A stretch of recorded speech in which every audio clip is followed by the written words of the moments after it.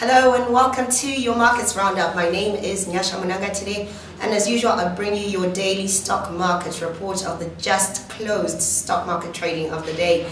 And as well we bring you analysis and commentary. We've been on a season where we have been interviewing the staff here at Zimbabwe Stock Exchange, learning about what exactly they're doing here. So I will have an interview later with Robert Mubaiwa, who is the trading manager, and they're going to be telling us through their automation journey. So do stay tuned for that. But before we get to the interview, we're going to get into our stock market report.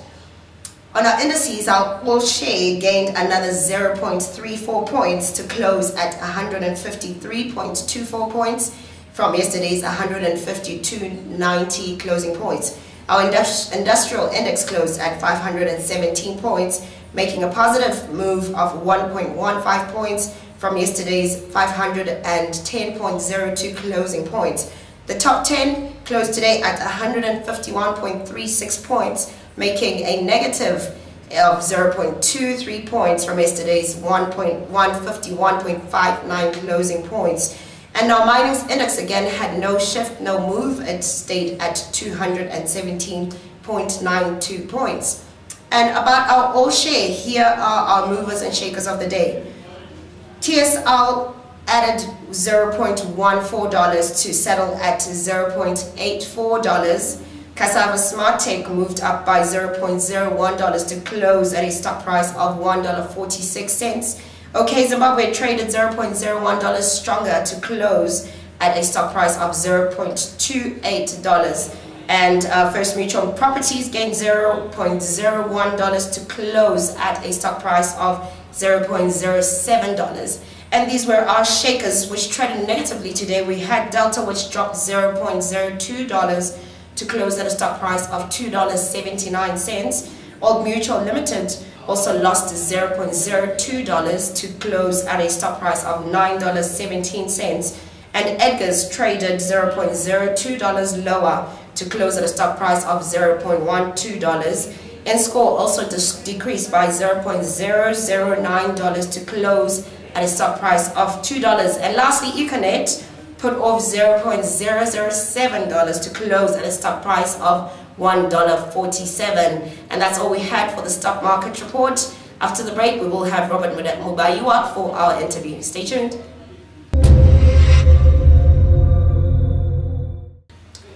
Hello, good afternoon, Robert. Thank you once again for coming on to Markets Roundup.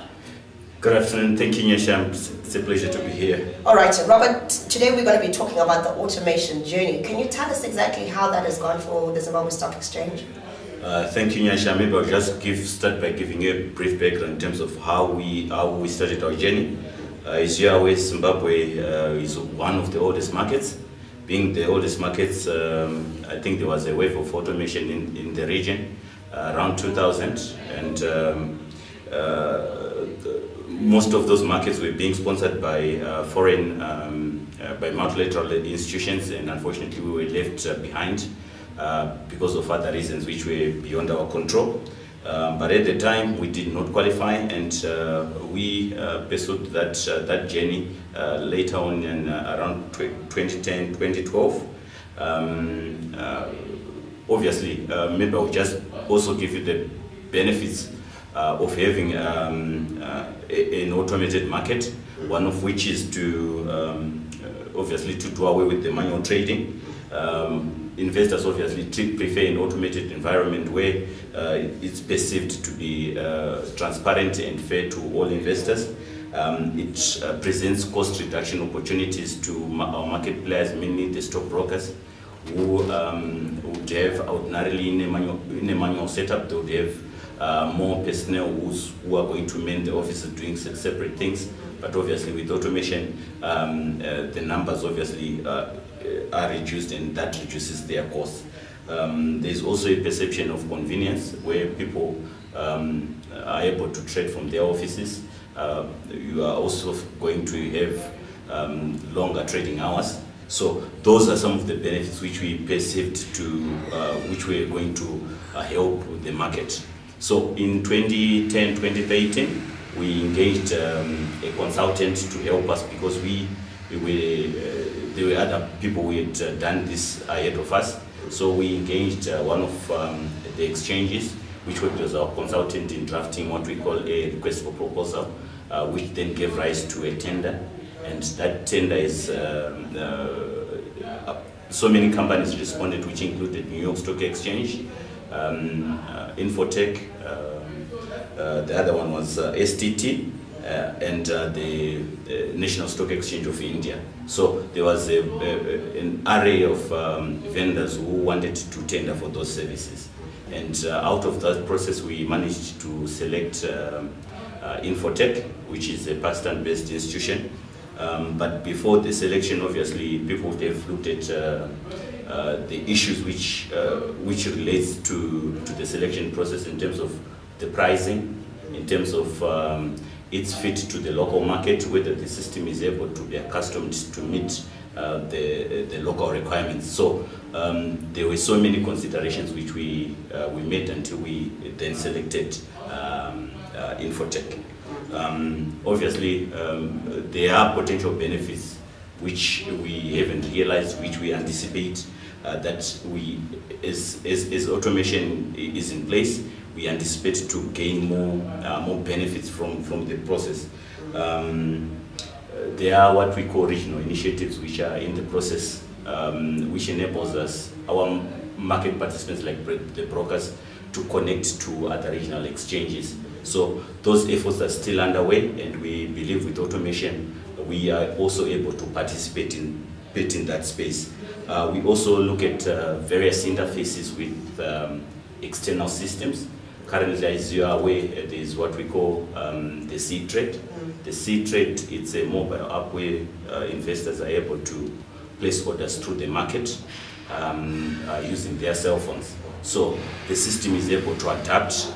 We obviously are anticipating that maybe so many players are also going to go into that space, so that the convenience to the investors is actually enhanced. There are opportunities obviously to host other exchanges, and we are looking forward that at some point, maybe once the commodities exchange is functional, we'll be able to host it without them incurring an extra cost. All right, and how secure is this system? Obviously, when the system is procured, it comes with different licenses, some of which are technical in nature, where you buy external licenses to protect the system. So we have third-party licensing agreements which we have with more than 3 companies, which to enhance the security of the system.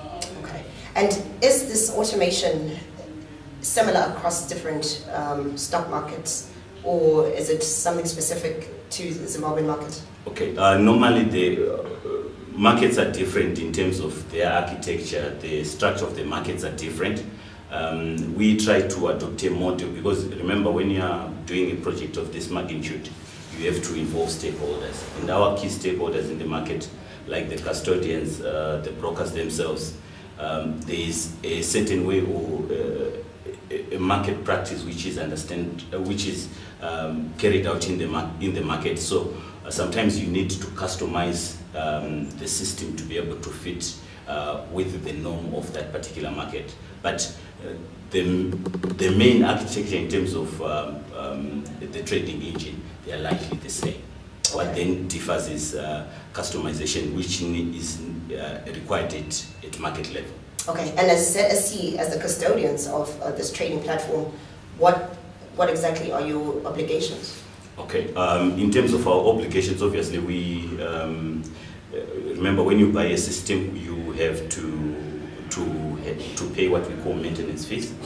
Maintenance fees are a component that you pay to the vendor for the support that they give you on an ongoing basis. We also have an obligation to our members to ensure that the service level agreements which we have with our vendors is in a position to provide that service that we want the market to have. So it is important for us to have those service level agreements, so that we perform efficiently as a market. All right, thank you so much, Robert, once again for coming on the show. And there you have it. That was our explanation from the Zimbabwe Stock Exchange. with regards to their automation journey. So if you've been watching and wondering why there have not been people in the background selling and yelling and bells ringing, that's because the system is indeed now automated. Thank you for joining us at Markets Roundup. We'll be back tomorrow, same time, with your stock market report.